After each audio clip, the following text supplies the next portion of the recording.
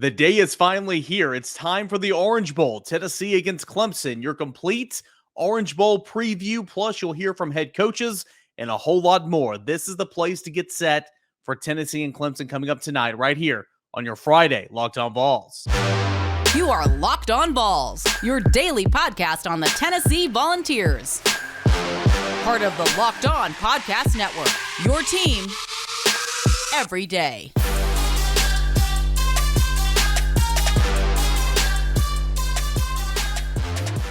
The day is finally here. It's time for Tennessee and Clemson in the Orange Bowl. Hey, everybody. Welcome to Locked On Vols. I'm your host, Eric Kane. So glad to have you guys here with us today. This episode is brought to you in part by BetOnline.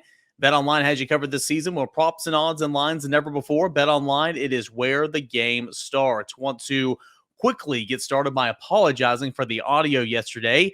Your boy here, being the idiot that I am, had my headphones plugged in the wrong jack. Therefore, not in my microphone, and if I had them plugged into my microphone, I would have known that the audio was not plugged in correctly. I did not have the microphone selected. So appreciate you guys for grinning and bearing Thursday's show, but today should be a whole lot better. We got a lot to discuss. Your complete Tennessee Clemson preview for the Orange Bowl. It happens here in segment number 1. In segment 2, we're going to hear from a couple of things from both Josh Heupel and Dabo Swinney in Thursday's joint press conference. Just prior to the Orange Bowl, some good stuff there. And then segment 3, legendary sports talk host from the South Carolina state. His radio show is broadcasted all over the state, probably 50 or so radio stations. Phil Kornblut. And I talked to him about Cade Klubnik, Clemson's starting quarterback, and a little bit about the Clemson Tigers. That is coming up in segment number 3. Might be a little bit of a lengthy show, but this is your complete game preview for Tennessee and Clemson in the Orange Bowl. So let's go ahead and get started now. Tennessee has been an underdog throughout. As soon as this bowl matchup was announced, Tennessee was a 4.5 point underdog, I believe, and that has since grown to 6 points. Tennessee is a touchdown underdog in this matchup, and the total sits at 63.5. More on that here in a moment, but you know that I say probably go the under in this game. I could be surprised, but I would say go the under in this football game with 2 backup quarterbacks. But anyway, I mean, Tennessee, it's no surprise here as my mic continues to go out. It's a beautiful microphone, but when my inflection gets too loud, it cuts it down a little bit and it frustrates me. My dad was talking to me about that yesterday. He's like, "Why do you always touch your microphone?" Well, it's because my audio goes down a little bit. Anyway, it's Tennessee and Clemson. Clemson is the ACC champion, sitting in with an 11-2 record, 8-0 in the ACC. Had that late loss to South Carolina that pretty much took them out of the college football playoff picture. Number 7 in the country. Tennessee is number 6 in the country. Tennessee has an 11-2 record as well. The Volunteers had a late loss to, again, South Carolina. It was in back-to-back weeks. Tennessee lost in the second to last game of the regular season, and then Clemson lost the following week. That knocked Tennessee out of the college football playoff picture. But these two teams, it's the highest ranking, or Tennessee's 10-2, excuse me. This is the highest ranking non-college football playoff Orange Bowl of all time. Tennessee is at number 6. Clemson is at number 7, and we're hoping it should be a really, really good one coming up here tonight.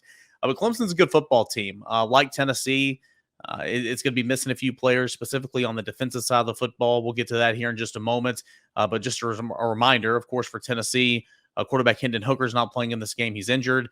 Cedric Tillman and Jalen Hyatt have opted out of this football game. So Tennessee's losing some firepower on the offensive end, and on defense, Jeremy Banks is not playing in this football game. But as for Clemson, it's a team that scores 35 points per game. It surrenders only 20 points per game. A team that averages 408 yards of total offense, giving up only 331 total yards of offense the other way. It averages 71 plays a game. 66 plays on defense is Clemson. Passing offense averaging 225 yards per game, surrendering 230 yards through the air the other way. It's a good running team, averages 180 yards on the ground per game. A great run stopping team, 10th in the nation, in fact, 101 yards per game as all Clemson surrenders on the ground attack to opposing offenses. Clemson averages 4.6 yards per carry, gives up only 3.2 yards per carry, has 24 passing touchdowns and 30 rushing touchdowns offensively. Defensively, it's given up 18 passing touchdowns and only 11 rushing touchdowns on the season. Third downs, Clemson's offense is 48% on the season. It is defensively on third downs. It is allowing offenses to pick up first downs on 36% of the time. Fourth down on 9 attempts. Clemson's offense is converted 6 times, so that's a 66% fourth down conversion rate. Defensively, and this is a really good mark, on 24 attempts for opposing offenses have only converted fourth downs 9 times. That is 37%. So a really, really good fourth down number there defensively for Clemson. Turnovers. Clemson has surrendered 20 turnovers on the season, 12 fumbles lost, 8 interceptions thrown. It has picked up 21 turnovers defensively, created 21 turnovers, 8 fumble recoveries, and 13 interceptions. It has forced 39 sacks defensively and 104 tackles for loss, or 104 tackles for loss, which is a really, really good mark. It has surrendered 24 sacks on the season. It has that offensive line. And then red zone touchdown production, that's a good mark. Offensively, Clemson is scoring touchdowns 76% of the time in the red zone. It is giving up touchdowns in the red zone only 56% of the time. Remember, quarterback Cade Klubnik is getting the start for Clemson.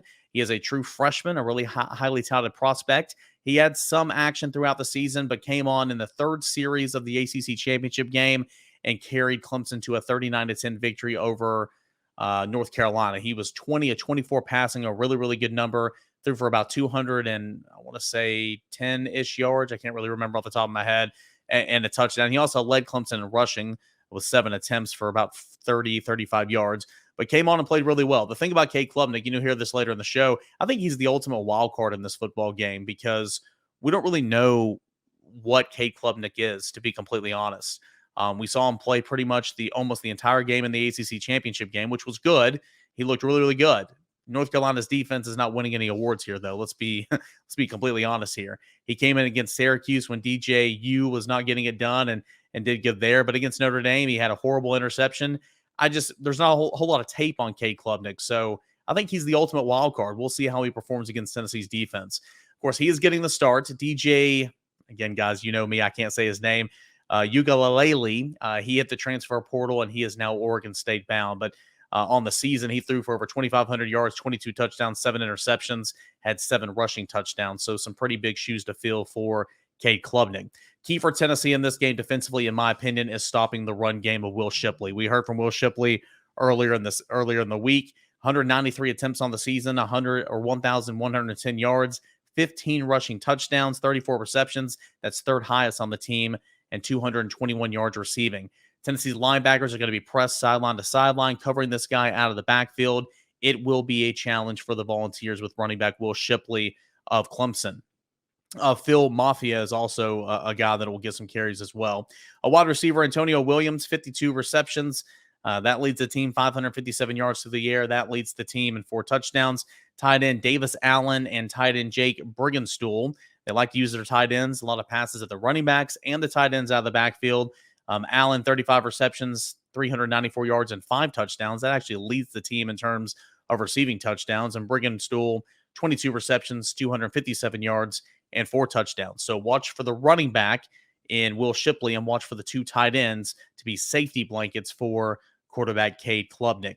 Defensively, biggest note, there's a couple of opt-outs. Kind of like Tennessee on offense, Clemson on defense, which is nationally ranked. It's a really good defense. Missing some key contributors. First, on the front line, defensive end Miles Murphy, who is projected to be a top 15 pick, 40 tackles, 6.5 sacks. That leads the team, 11 TFLs.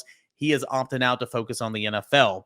Linebacker Trenton Simpson, who is injured, and I think he might have played in this football game if he was healthy, but he's not, and he has opted out, won't be playing in this game. He has 80 tackles. He has 72 tackles from the linebacker spot, 2.5 sacks, 4 TFLs, and 2 forced fumbles. Also, a reserve defensive back by the name of Sheridan Jones.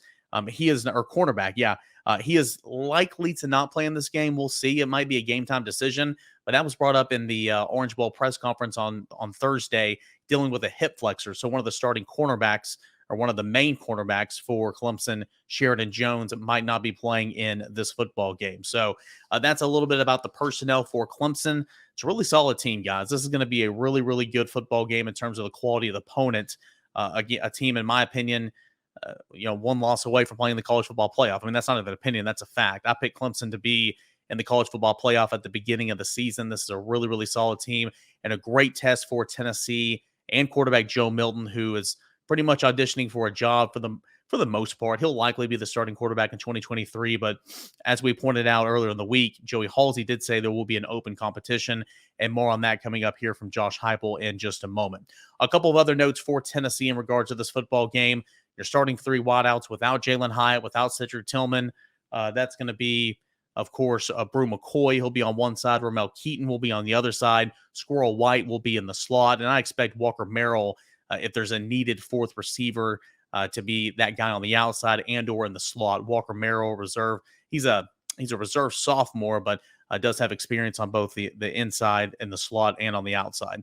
It'll be interesting to see what Tennessee's secondary looks like. Again, I pointed out earlier in the week on a practice report, practice observations at VolQuest.com, and I'm still kind of curious what the status is of Trayvon Flowers and of Brandon Turnage. Both of those guys did not play against Vanderbilt. Trayvon Flowers is nursing a hand injury, and Brandon Turnage a leg injury. I'm curious if they're going to be available. Wouldn't shock me whatsoever if they don't play.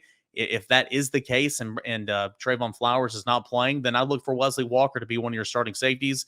And Danico Slaughter and Jordan Thomas, the freshman, could also play, as well as Andre Turrentine at safety if needed. But if there's no Trayvon Flowers, I expect Wesley Walker to be the starting safety.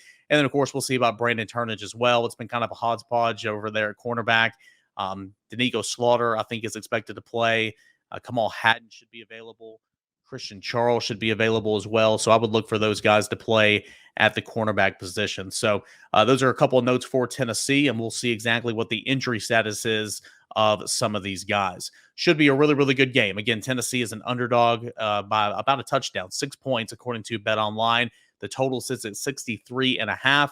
I'll be really interested to see exactly what this team looks like, how it competes coming up later tonight in the Orange Bowl. That's 8 o'clock Eastern time. It'll be televised on ESPN. So let's hear from the head coaches here when we return on Locked On Vols. But first, a message from the NHSTA. And it can happen so easily. You're out with some friends, some coworkers, you're putting back a few drinks. A few becomes too many. It's time to go. And for a moment, you think about calling for a ride, but you're a pretty good driver, right? You live nearby. You can make it home okay. What are the odds you're going to get pulled over? And even so, what's the worst that can happen? You lose your license, lose your job, you total your car, maybe something worse than that. It only takes one mistake to change your life and someone else's life forever. Play it safe and plan ahead for a ride, drive sober, or get pulled over. All right, guys, we're rolling on here on a Friday edition of Locked On Vols, your official Orange Bowl preview. Tennessee, number 6, Clemson, number 7, coming up at 8 o'clock tonight on ESPN. Really looking forward to covering this football game. Been down here in South Beach in Miami all week long. Excited to see what's going to happen. And then, of course, we will venture on back to Knoxville. I will say this. I will not have a post-game podcast covering the game. I'm traveling. Just a lot going on. So we'll be back on Monday to break down every single detail of this game. So Tennessee head coach Josh Heupel and Clemson head coach Dabo Swinney, they had a joint press conference in the media hotel, the La Meridia, I believe. I don't even know what the hotel is called, but that was on Thursday morning. It's kind of where all the media stuff has been throughout this week. But the two head coaches had a joint press conference Thursday morning, and it was only scheduled to be about 30 minutes long. It went about an hour, so there was a lot to be said. But I do want to pull a couple of clips here and play them for you guys pertaining to this game. And then we'll hit a couple more of these clips later on into next week because some transfer portal and some other stuff that Dabo and Josh Heupel both commented on. I want to touch on. I just don't have time here today. But first, this is Dabo Swinney on Clemson starting quarterback Cade Klubnik on how he's been preparing throughout the week, now having time to prepare. And Clemson's no stranger to starting freshmen at the quarterback position. Remember Deshaun Watson, Trevor Lawrence, and, of course, quarterback DJ, right? DJU. He was a freshman when he started at points in times. Remember that Notre Dame game? He threw 4 touchdowns, subbing in for Trevor Lawrence. What does Cade Klubnik look like in comparison to those guys at that point in time? Here's Dabo Swinney on Clemson starting quarterback, true freshman Cade Klubnik. He's been great. It's been a blessing that he's had 2 or 3 weeks here to just kind of settle in and lead. But he's really not any different. I mean, he's just a kid he's always on. He's always got a ton of energy. He loves to play. He loves to practice. I mean, he's just one of those guys that really loves the game. So he's embraced it, and he's done a great job with it. He's excited about it. He's worked really hard to get to this point, and knows he has a huge challenge ahead. But just, a lot more comes with it that he's had to manage. But I think he's done a good job. Yeah, probably more ready than they were, honestly, because those guys, he's had a little more time in the crock pot. Those guys were, had to be ready a little quicker. So, I think Cade is, he's had time to, I think he's still a work in progress, but he's had time to physically, first of all, get himself in a much better situation than he was when he got here at about 179 pounds. So he's almost 200, right at 200 pounds now.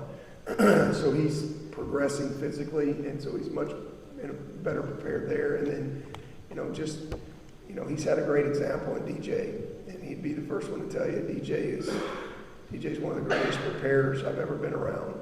And so he had a good model, to really see day in and day out. And, since January, so mentally he's been through, as opposed to maybe 2 or 3 games, or, to bam, and here's your moment. He's had a lot of game plans. He's had a lot of corrections.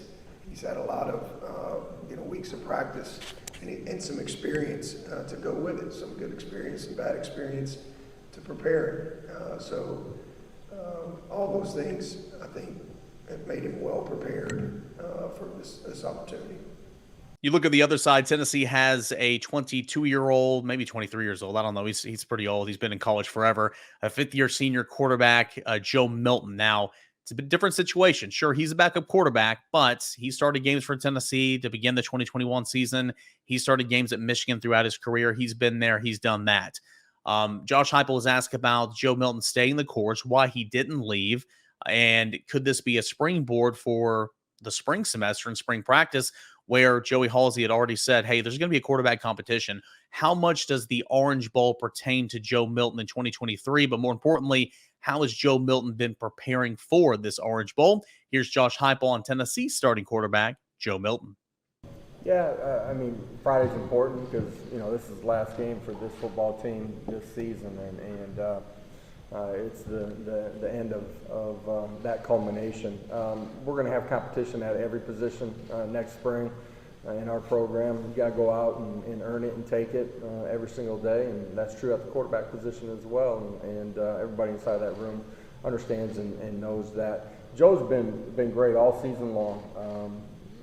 I think it's a unique story in today's atmosphere inside of college football. That someone is that talented and has had, some success at the quarterback position, ends up, being moved to the number 2 spot, sees that there's value in the staff cares about me, the staff can help develop me, I can perform inside of this offense, and my traits fit this, and I got to stay the course because I need to grow, and that can be mentally, it can be emotionally, it can be fundamentally. I think, in today's world, for a young man to see that and be able to say, hey, I'm going to sit here, I'm going to compete every single day with Hendon or whoever that young man might be, and to handle it the right way is a great story. And he's prepared like he's going to be the starter all off season, all training camp, all season long. He's continued to grow. We're playing a great opponent, great defense. It's going to take all 11 to go out there and perform at a high level tomorrow. But I'm excited to see Joe go compete, man, and excited for this opportunity for him. And then finally, I know I'm moving through these, but these are some pretty lengthy clips, but they're good, and that's why I wanted to share them with you guys. As I mentioned earlier in the show, and as you guys know, Tennessee, South Carolina ruined both of these seasons. Tennessee lost in Week 13 to South Carolina, and that knocked Tennessee out of the college football playoff picture. In the last game of the regular season, it's the annual in-state rivalry game between Clemson and South Carolina, and South Carolina beat Clemson, knocking Clemson out of the top 4 of the college football playoffs. How did each one of these teams respond? They responded the right way. Tennessee went on and won 56-0 over Vanderbilt. Clemson went on to beat North Carolina for an ACC championship. But how was that process and flipping the script? That question was asked to both head coaches, Josh Heupel and Dabo Swinney. I think Josh Heupel's up first. Here's what he had to say about Tennessee, and then Dabo Swinney will follow on how Clemson reacted and flipped the script to the ACC title game after the loss to South Carolina. We had to reset the following week, and I think you guys played the week after as well. The only reason we've gotten to this point, these players didn't come into this and just inherit it. They've worked for it, from the moment that we got there on campus, and that's the competitive nature. It's their connection to one another. Our players were able to reset. Was there disappointment? Absolutely. In that moment, and you can feel it in the building when they came in the following day on Monday. But we're able to reset, and this is an important game to our football team. We talk about finishing, we talk about legacy. This group that is graduating and heading on. This is a way to finish it and leave a strong legacy at Tennessee.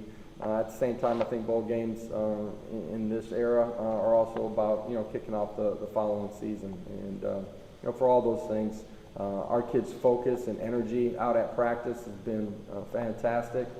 I think it's important that you enjoy the bowl experience while you're here in South Florida, but when you're in meetings and you're on a practice field, you got to be dialed in and locked in, and I really like how our guys have handled the week up until this point. Well, I mean, you got to manage the disappointment. There's certainly disappointment anytime you lose a game. We all go into the season want to win every game. And I think there's two teams maybe that are undefeated right now. So to have a great season, you have to manage success. You got to manage failure along the way. And so, when you look back at the end, like, man, there's only 4 teams right now that get to go to the playoff, as you're alluding to there. But so disappointing in the moment. But for us, man, you go back to work. It hurts, But you come in on Sunday, and you don't have time to linger. We got a championship game the very next week to play a really good North Carolina team, and so we reset, refocused, and thankfully we had another game to play. So.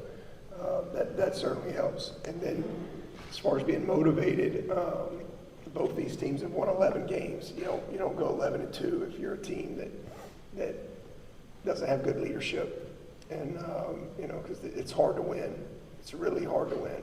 And so to win 11 games, today's world in college football is special. It's a great season. And then to be able to come to the Orange Bowl and play, the 6th-ranked team in the country, you turn on the tape, you get motivated real quick because these guys are competitors. Both teams, you got guys that like to play. I mean, that's why they play football. They don't play football to whatever they play, but they like to play the game. And so it's a chance to go play the game, and not only that, you get to do it at a venue like this at Hard Rock Stadium. I mean, are you kidding me? And you're playing one of the best teams in the country. So turn the tape on, you watch these dudes run. Yeah, you'll get motivated real quick. Again, that was Tennessee head coach Josh Heupel and Dabo Swinney on the loss to South Carolina, how both those teams responded, and all that audio and video that you listened and watched here in this segment. That was courtesy of VolQuest.com, but that was from the joint press conference on Thursday morning to preview and really set the scene for the Orange Bowl. That was the last media availability prior to the Orange Bowl coming up here tonight.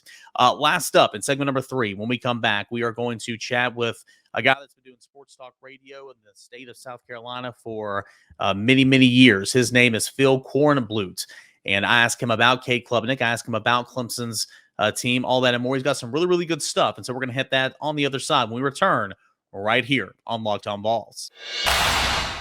Let's not waste any time here. Final segment of your Orange Bowl preview. I'm Eric Kane. This is Locked On Vols. Appreciate you guys as always for tuning in and watching. Hit that like button, that thumbs up. Please subscribe on YouTube if you haven't already, and subscribe on your audio channels. This is Phil Kornblut, who I'm going to show you guys right now.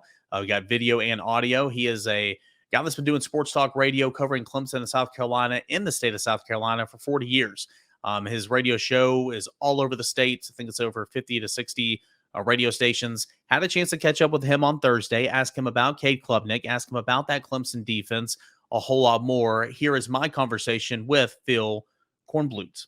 Phil, tell us a little bit about Clemson and obviously a change at quarterback, Cade Klubnik. Why didn't Cade Klubnik get the call earlier this season, but now that it is him, kind of what should Tennessee fans expect tomorrow night? Well, first of all, I think as far as what you should expect is Clemson to maybe play a little bit faster. Not as fast as Tennessee, but I think you're going to see a lot more energy coming from the offense. That seems to be what Klubnik brings to them, a little more confidence. Confidence had waned in Uiagalelei because made a lot of mistakes, interceptions, fumbles, missed open receivers, bad reads, things like that. A guy who'd been in the program that long, you really wouldn't expect that to be the case. Why did Dabo Swinney stick with DJ Uiagalelei all the way to the ACC championship game? It's just the way he is. He's a guy that he is loyal to his players. They're loyal to him.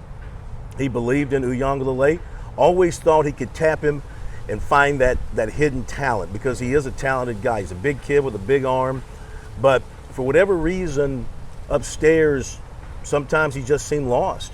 They tried to simplify the offense for him. They tried to work in more of his running skills. He's a very good running quarterback. For a guy that big, he surprises you as far as how quickly he can get away from you, how tough he is to bring down. So they tried to work that into the offense as well. And so they went with him as long as as Swinney thought they could. They went into, and of course the loss to South Carolina, which was pinned largely on Uiagalelei because he had some interceptions, had a fumble, just had too many mistakes in that game.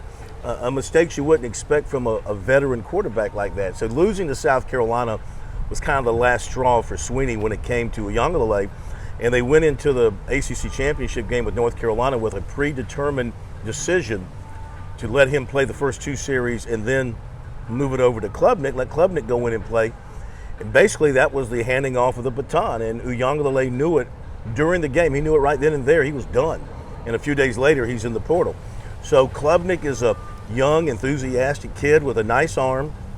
He comes from Texas, and so he's kind of from that quarterback factory out there in Texas. He runs well too, but he throws a really nice ball, and the receivers seem to respond to him well. Maybe it's the fact that he throws such a nice ball that they're able to catch it, and maybe they won't drop as many balls as they did under Uiagalelei. You really can't pin all the issues on DJU because he had a lot of drop passes, and the talent level at receiver has diminished at Clemson in the last year or two with recruiting and opt-outs and transfers and things like that. So I would expect that you're going to see, they say high energy. He brings a lot of energy to the offense. I think you're going to see Klubnik put in a position where they're not going to ask him to be the offense. I think you might see more of a shift to Will Shipley. A lot of the running game with Will Shipley and Phil Maffa. Try and take some of the pressure off of Klubnik, but play action and zone read and let him run the ball too because he's athletic enough to run the ball. Is it fair to say that Klubnik is probably the biggest wild card in this game? Knowing, Hooker's not playing in this game, Tennessee's not having Cedric Tillman, Jalen Hyatt, and this might be unfair to say, but so far we kind of know who Joe Milton is. Yeah. But we really don't know who Cade Klubnik is. He played so well against Carolina, but again, that defense is not great, and that was just one game where we really saw him over the course of 3 quarters. Would you say that the biggest wild card in this game is Cade Klubnik? Absolutely. He saw spot duty during the season, some mop-up duty. He did come in when they played Syracuse when they were trailing and Uiagalelei had struggled, and he led them to a come-from-behind victory. Then they put him in up at Notre Dame when things weren't going well, but they put him in some bad situations. His first possession, Clemson was like at its own 5-yard line, and they asked him to move him off the goal line, and I think he threw a pick 6, and so he was taken out of the ballgame. And people then were worried about Klubnik. Okay, is he as good as everybody said he is supposed to be? So he is definitely the number one wild card in this ballgame. Like you, all of us who've covered Clemson don't know what to expect from him now that he is the man. How's he going to handle the moment, handle the spotlight, handle the pressure? His pedigree, coming from a big high school in I think it's Austin, Texas, is that he's been in the spotlight and he thrives under this and he wants this. So he's got what he's wanted. Now can he deliver? The biggest problem for Clemson fans and this would be the case anywhere. They were lucky enough to have a Deshaun Watson followed pretty quickly with a little Kelly Bryant mixed in by a Trevor Lawrence. And they expect everybody that comes through the door. It's like at Tennessee. I guess for a long time, Tennessee fans expected every quarterback to come through the door to be like Peyton Manning. Yeah. Well, those don't grow on trees. You might think, but they don't. And so they thought Uyunglele was going to lead them to greatness. And the sad part is 99.9% of the teams in the country would love to have what DJ Uyunglele did at Clemson. Mm-hmm. He passed for about 6,000 yards in his career. He rushed for over 1,000 yards. He won a bunch of games as quarterback, but he didn't get them to the playoffs, and he had my God, they went one year and didn't even make the ACC championship game with him at quarterback, So he gets a lot of the blame for Clemson not maintaining that highest level, and that's their problem from a fan standpoint. They're spoiled like anybody else who gets to that point. Alabama fans are they down on Bryce Young because they didn't make the playoffs this year? So shouldn't be. No. So that's the way it is, though. So yeah, you're exactly right. He is the wild card. If he plays extraordinarily well and manages the game well and avoids the turnovers and mistakes, then Clemson will have a decent shot. I think they realize they've got to run the ball and control the football because of the tempo that Tennessee is going to play with. Now, they hope their defense will be up to the task with all those really good players on defense, but they're going to be missing some players on defense. Miles Murphy, Trenton Simpson, Sheridan Jones apparently is going to be out. And they've had some other defections in backup roles on defense. So guys who aren't starters, but who would probably play a lot tomorrow night because of the wear and tear on the defense are gone. So the quality depth for Clemson's defense was hurt by opt-outs.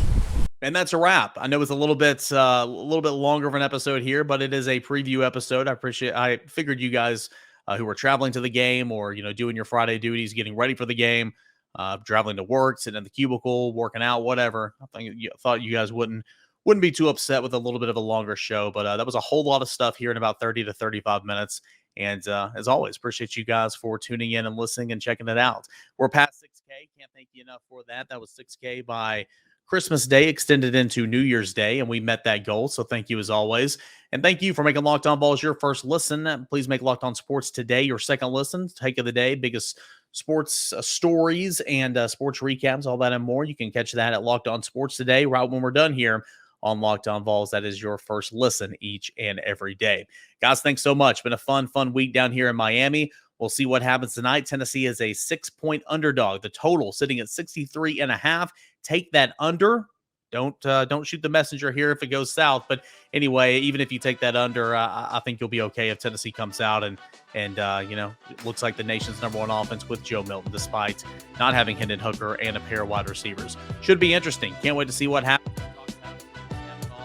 On a Monday edition of Locked On Balls when this is all said and done. Until then, enjoy the game. If you're traveling, stay safe, and we will talk again on Monday, everybody. This is Locked On Balls.